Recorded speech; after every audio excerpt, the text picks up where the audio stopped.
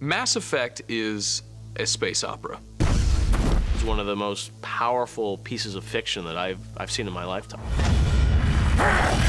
It's shot like a movie, it feels like a movie. It's like a lucid dream. Man, they going to these new planets and they finding different aliens and they shooting them in the ass, bam! You know, I'm on it, man. I like that.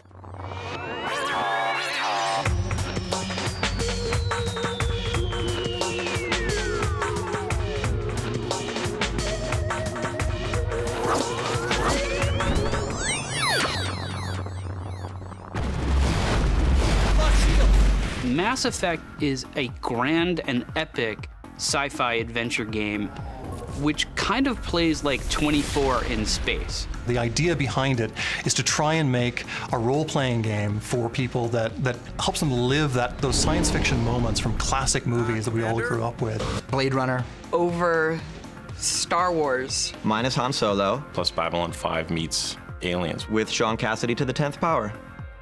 Yeah. You're a character in a distant universe, this aspirational fantasy, allowing you to do things you could never do in real life. In Mass Effect, you are the hero. You're controlling the action, and what you do can change the outcome. Ultimately, you decide the fate of the galaxy. I mean, it doesn't get any bigger than that. This game is awesome because you can completely customize your hero. You can be a woman, you can be a man. You can be a bald albino with no eyebrows. You can be a horrifically scarred Asian veteran. You have many choices of character. It's very exciting, and it will affect your choices in the game. The backstory gives you building blocks in which to build your character up, but the choices and how that character develops throughout this Mass Effect story really depends on you. As you play Commander Shepard, you basically encounter several people that will join up with your squad throughout the game if you choose to have them. It's the ultimate role-playing game. It's kind of a combination of everything you've seen in role-playing games, but also in third-person shooters, combined into one. We wanted to put it on a next-generation console, Xbox 360, and just push everything to the next level. You literally can just pull out a gun and just run at the enemy with guns blazing, or you can take a more subtle approach. Let's not do anything we're all going to regret. You can play it like a chess player. You can play it like, say, a Halo player. You have biotic powers that you can use where you can influence the physical world using energy attacks, lifting things, sabotaging things with your mind. And then there's, your gun. You can shoot aliens in the face. That's fun. Look out! You gotta, be on your toes. He behind you shooting you in the ass. I'm like, man, I'm supposed to shoot you in the ass. But he just shot me in the ass, and my ass is on fire because the thing's like it's hot. And it's burning the guy. You can tell the guy's hurting, and you can see a hole in his ass. And I'm like, oh, come on now. I'm joking about the hole in the ass, but. When you play the game and when you see the universe, you just want more. You want to learn more about it, and it's incredibly immersive. It feels like a universe that you don't want to leave. It feels like a universe you want to continue to adventure in. There's a galaxy and planets and side quests and all these different things. There are so many planets that you can just land on and go explore, even if you're doing nothing related to the main story of the game. It's just so huge. You're exploring the entire universe, and you're making all the decisions. It's freaking sweet. Everyone who plays the game will have a different experience because it's not a game, it's a piece of interactive fiction that shapes itself to how you want to play the game. You, human, you the one they call Shepard? Is there a problem? You are actually involved in your character's progression, and your choices shape the ending. This is an unscheduled arrival. I need your credentials. All you need to know is I have more credentials than you. You get to be the actor and the director of your own interactive fiction. Movies are very stagnant. You cannot yell up at the actor on the screen and say, hey, move over to the left, there's an alien coming. This is like a brand new way of video gaming and storytelling. It's different, it's thinking, and it's outthinking you. I think part of the fun of playing those games when we were younger is you didn't have to think that much. It's like throwing a rock through the window. But now the window throws rocks back at you and it hides and turns into things. There are these interesting moral situations in the game. Issues of sacrifice and torture and all these these deep problems where there's not really a right answer. Is it okay to dispose of one person? Is it okay to dispose of a colony of people? Is it okay to dispose of hundreds of people? Is it okay to commit genocide? These are difficult questions, and the answers are not obvious. All right, everybody, hang on.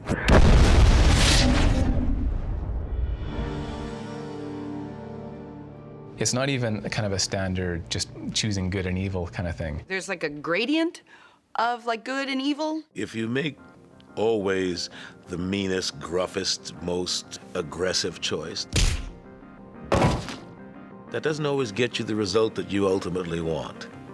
That's a positive. You son of a bitch! I'll make sure everyone in the Alliance sees that. Your career is over. What we've tried to do is actually say, listen, there really is no good and evil. There's your choices and the impact that they have on the world. Typically, freedom and choice in a video game is limited to whether or not you want to turn on the system or turn it off. These games are not mindless anymore. If you've got something to say, just say it. Your people are still newcomers, Shepard. The galaxy can be a very dangerous place.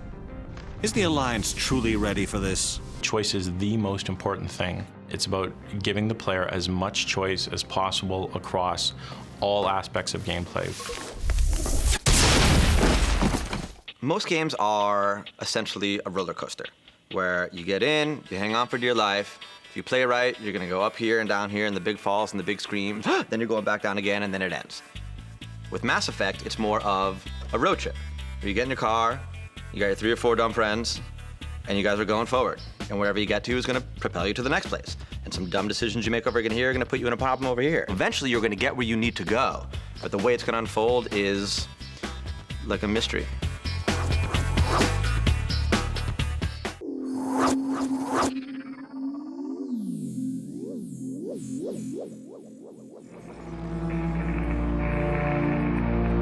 Normandy, do you copy?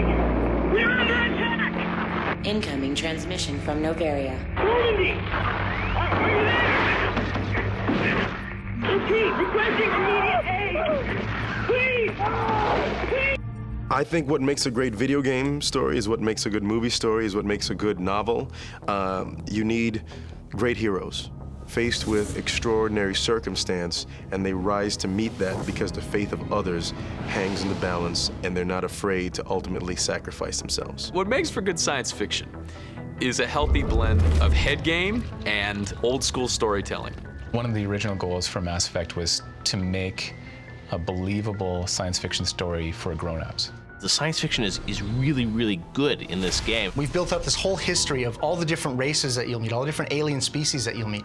We've built in detailed character backgrounds for everybody you meet in the game. We've built up a whole political system. It's really this sort of attention to detail and the depth that make Mass Effect what it is. Before we actually set out and did the story, we wanted to create a place where you could tell a lot of stories. That was the most important thing.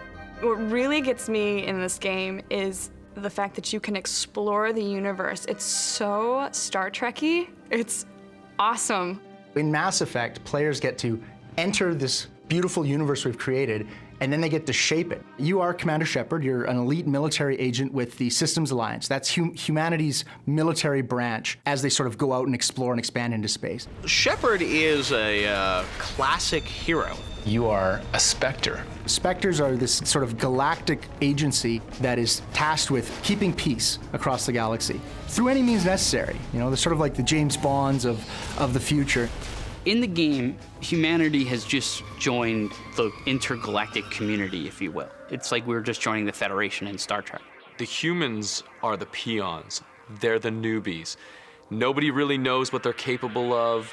Nobody really likes them. And the alien races are all kind of judging you to see, you know, do we trust these guys? Are they going to be helpful? Are they going to be dangerous? Do we have to go to war with them? You can't just ignore a rogue Spectre. I demand action. You don't get to make demands of a council ambassador. So it's really up to the player to kind of decide what Commander Shepard becomes, because you are the symbol of humanity as a whole. At its core, Mass Effect is all about man's fear of machines becoming too smart and becoming sentient. And I could not agree more wholeheartedly, because I have a coffee pot that turns off after 30 minutes if I forget to turn it off. And that scares the shit out of me. Commander Shepard's kind of like a detective. He's a little bit like Deckard from Blade Runner because he is in pursuit of an evil artificial intelligence. We are under attack, taking heavy casualties. I repeat, heavy casualties. You're deciding where you're going to go in the galaxy and what you're going to do to try and expose the rogue Spectre agent that seems to know a little bit more about this stuff than you do. Saren is like a cat dragon with really long ears, and he's kind of got a pout. I think he's kind of got like really sad lips. He's like Garfield, only gray. Saren is a Turian. He's an alien species, and he is basically the top Spectre agent in the galaxy. Saren is a... There, I said it. In the game, he's basically gone rogue. He's turned against everything he believes in. And as you play through the game, you start to find out there's reasons for why he's done this. Saren is really an anti-hero. He's not a cardboard cutout, villain that I have to hate. You may disagree fundamentally with what he's trying to do, but you can sympathize with his plight. If we make ourselves useful, think how many lives can be spared. He's actually gathered a machine army. The Geth are kind of a ubiquitous enemy in Mass Effect. Overpowering artificial intelligence that are gonna come and destroy everything and have no soul. Set the charges, destroy the entire colony. Leave no evidence that we were here. I think it's going to really shock players when they see what the Geth can do to human beings. In most games, you find that the vibe is the only good alien is a dead alien. But in Mass Effect, they actually put you in a situation where there's a lot of aliens that may have something to offer you. You're a bounty hunter. What do you get out of going after Saren? I'm not in this for the money. I want to be where the action is. The most powerful moments in the game are those moments where it's not you talking to another human, it's you talking to other races about things in the galaxy and how you see things from different perspectives. You will excuse me if I don't stand up. I have no time to entertain refugees from that urban blight called Earth.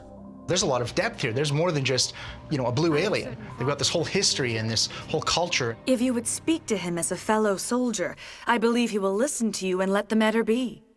The poor bastards that made this game had to go to great lengths to ensure that they made alien races that didn't just differ in terms of how they looked, but they're actually different in the way they are culturally, the way they are with attitude, the way they are with politics and fashion sense. There's some pretty attractive looking aliens. And I think we're entering an age where people are more open-minded. People are saying traditional sexual roles don't necessarily have to be the way to go. And Mass Effect lets you maybe explore things a little differently because, let's be honest, alien chicks are hot. We've really tried for a very realistic and very hard science fiction kind of view, but we also tried to really convey the softer side of science fiction, the emotional side, the human side. Sorry to interrupt, Commander. Got a message from Captain Anderson. You've got all these morality situations where you're asked to make a judgment call. Too many people died here, Fist. You don't get to walk away. And so much what happens afterwards is going to be based on those series of judgment calls, much like life. Maybe you have to choose between one crew member and another, and whoever you choose is going to live, and whoever you don't choose is going to die, and you're going to have to play the next, 10 hours of the game without the presence of that character. And in a game as emotional as Mass Effect is, it's a great loss, and you'll feel it. We'll see that he receives a proper service once the mission is complete. But I need you to stay focused. Aye, aye, sir. You become so invested in the characters that you're running.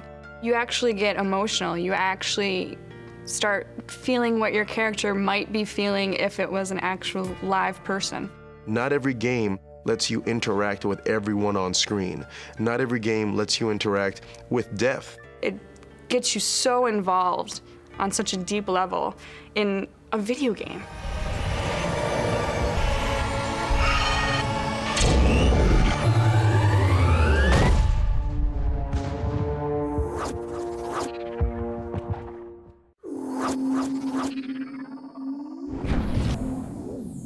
Can I just nerd for a second? Just walking through the ships, walking through the cities, you're just walking around just like, oh my gosh, just dumbfounded.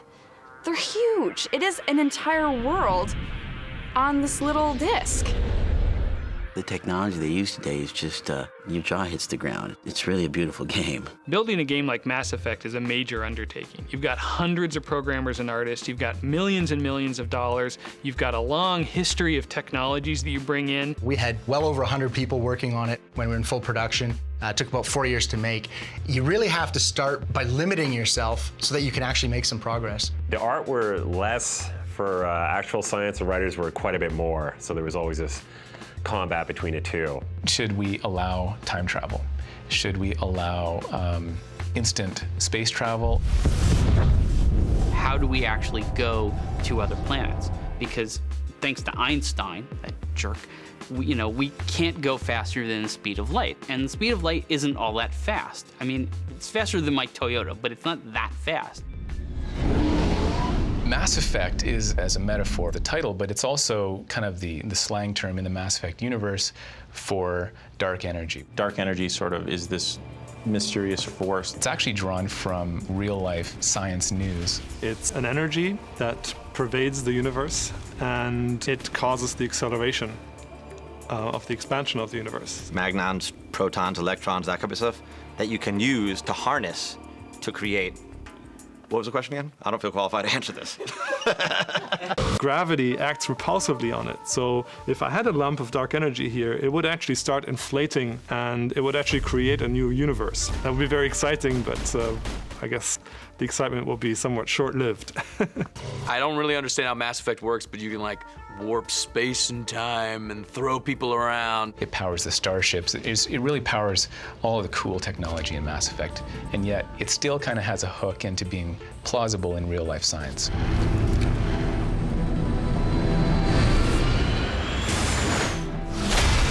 The technology they use seems realistic for the setting. It doesn't seem sort of fantastic and like, oh, now we have a thing that turns monkeys into ice cream.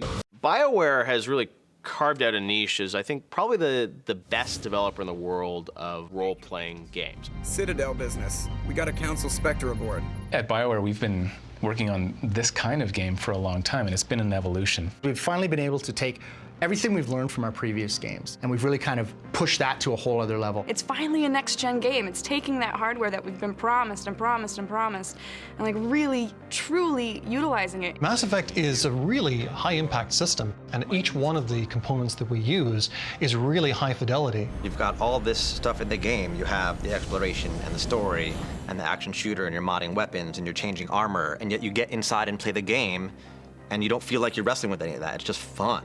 That's really what the essence of Mass Effect is. You always have something great to do. You don't taste sugar and egg and water and milk. You taste cake. One of the things that Mass Effect does really, really well is they make the characters very believable. They sit there and they turn and they watch you walk, and you don't even have to interact with them. They're reacting to you. You say something mean to a character and they look back at you with sort of a sullen look. You've done something. That's storytelling. You don't have to have this big, long discussion around it. You can pull in the camera really tight to take a look at the smallest emotions on the characters' faces. You don't have to have a lot of words. You can sometimes just have a tilt of a head or a raised eyebrow that really convey as much as hundreds of words can convey in other games. There's little tells that people give off, little movements of the eyes, little things that they do that actually you have to catch, and that actually gives you a clue into something else. That's pretty amazing. You can actually tell when a character's lying. You can tell the way they're feeling about you. They can tell when they're nervous, when perhaps they're not happy with the decision that you made as their leader. You're like, I don't even have that much expression in my face. Virtual acting isn't anything new. You see it all the time in movies now, in movies like Beowulf and Pixar movies. A lot of times, something's kind of off about it, and it's almost like you're watching like an old Godzilla movie where like the guy is talking, but the words don't quite match up. The technical accomplishment that was most impressive was the head system that we came up with. Meshes for the actual shape of the face, custom animations for each of their facial gestures, dozens and dozens of sliders for things like, what is the distance between the bottom of your nose and the top of your lip. Everyone seems to create a completely different character, and that's one thing that never ceases to amaze me is how people all find their own way to play this game. We've taken some of the great voice acting talent. We have an amazing group of actors that have contributed to this project. We had really impressive performances from some famous actors like Keith David and Seth Green. The quality of CGI is so improved these days that, it's amazing. It's amazing. as long as, you know, these graphics don't replace actors altogether, which has always been the long-term fear that it could happen. Nothing that'll spoil a good video game than a shitty actor. It's an incredible picture of what you can do if you really take your time and build it right.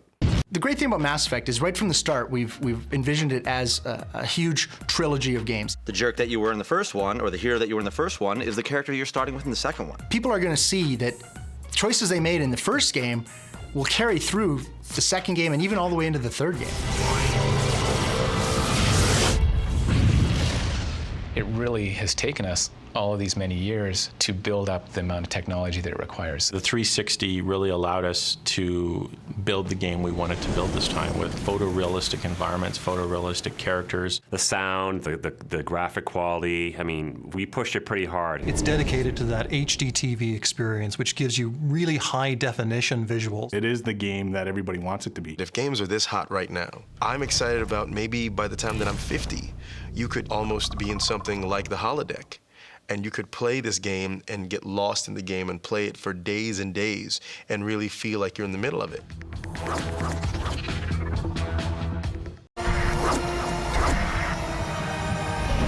You have been given a great gift, the experience of an entire people.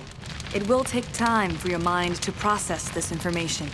I think a lot of people are going to play this game not once, but 3, 4 times just to see how things would have gone differently. You can change it every time you play. It's like a brand new game every time. This is 1,000 games in one game. I think we've taken all these elements and combined them to really make an experience that is really the pinnacle of interactive storytelling and immersion in gameplay. I can't wait till people play this game and play through it so I can talk to them about what they did in the game and also what the choices were that they made.